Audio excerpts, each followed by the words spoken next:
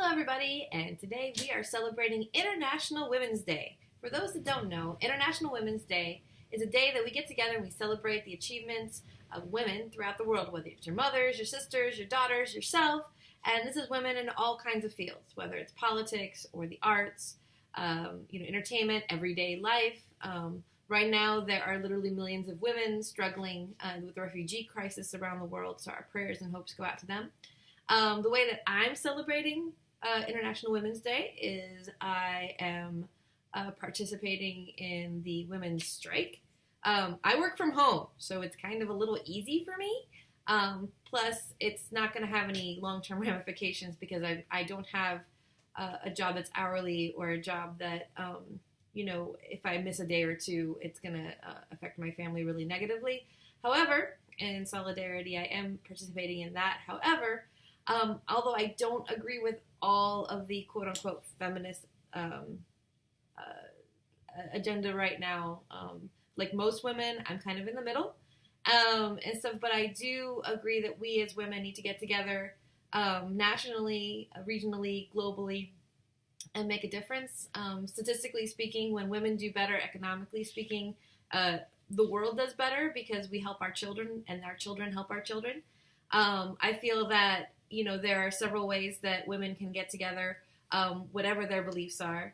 And this is through supporting issues that help families, whether that's providing more help and social support for women that are trying to support their families, for women and men in poverty trying to support children, for also helping the poorest and those most in need, whether they're disabled or the elderly, our veterans in the United States that suffer through mental health issues.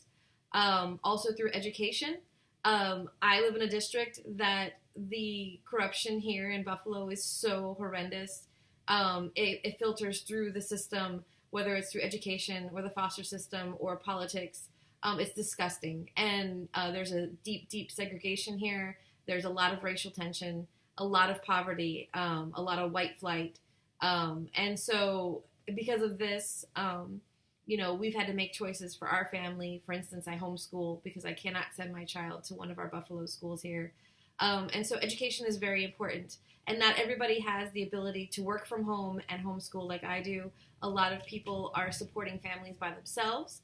A lot of women are in jobs that it just does not allow them to take the luxury, which it is a luxury, to be able to stay home nowadays. And either educate your children or at least help them through the struggles they might have in your local schools. And so providing a good quality education to everyone, whether they live in the poorest city or they live in the richest suburb, or whether they live somewhere around the world where where girls are not allowed to be educated. Education is very important. It's key. There's becoming a big technological divide right now between those who have knowledge and those that don't. And there's a big economic impact when somebody does not have the privilege of learning, reading, writing, mathematics, science, the basics of just having technology and access to the internet or smartphones. So there's this big technological divide. So helping families and helping with education are two ways that women can organize whatever their political spectrum is. Because while they might not agree with how we're going to do this, we can agree that by helping our sisters and our mothers and our grandmothers, by helping our daughters, and also helping our sons. I mean, we have to admit that the women's movement is not just about the women. It's about the men in our lives, to have dialogue, to be able to communicate, to be able to sit down and say, okay, we come from two different places. We can get together and let's find how we can help our family, how we can help our community, how we can help our state, our country, how we can help our world by working together. Siphoning off people that, I believe in this and I don't believe in that, and separating us like that just makes us less powerful. It seems like, especially in certain parts around the world, especially in industrialized nations right now, there's this big fear, and the fear is driving division. And as long as we're divided, we're never going to be able to solve these problems. As long as we're not able to sit down and say, okay, you want this and I want this, and guess what? We both want to help our families. We both want things to be better. to be able to sit down regardless of our differences and find solutions, because there are solutions that are in the middle somewhere that will not cause division at all. And we've succumbed to whatever the media is teaching us. We've succumbed to despair. Some of us are right now in areas that are so war-torn that we are so busy searching for our next meal that we cannot even fathom how we can even make an impact in our lives. So those of us that are privileged, those of us that have an education, a roof over our heads, more than 2 sets of clothes, those of us that have access to the internet, and especially those of you who go to college, you are among the top, 10% of the entire world's privileged. We need to make a difference, because our sisters and our daughters and our around the world are suffering in ways that are unimaginable.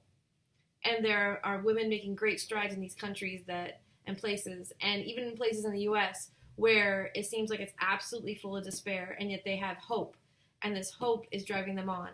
So, for International Women's Day, I'm celebrating it. I'm spending it with my family, my kids, one's sleeping, and the other one's on her way home from school soon, and stuff. So, what I was going to say is that, this is how I'm celebrating it. I'm celebrating by listening to music by women, because I'm a musician, and yay, solidarity for women artists. And so I'll put some links below for a playlist of music that's by women, especially classical composers, because I'm a classical composer, and that's important to me. And so I hope that, you have a chance to celebrate Women's Day, whether you're a man or whether you're a woman. It doesn't really matter, because there's a lot to celebrate. Every one of us has had a woman in our life that has impacted us beyond anything we can imagine. And that's about it. So let's make this a great day. Enjoy your families. There's my dog. She's about to wake up my son, so I've got to go. All right, I'll talk to you later. Peace out. If you like this, please subscribe. And that's it. Bye-bye.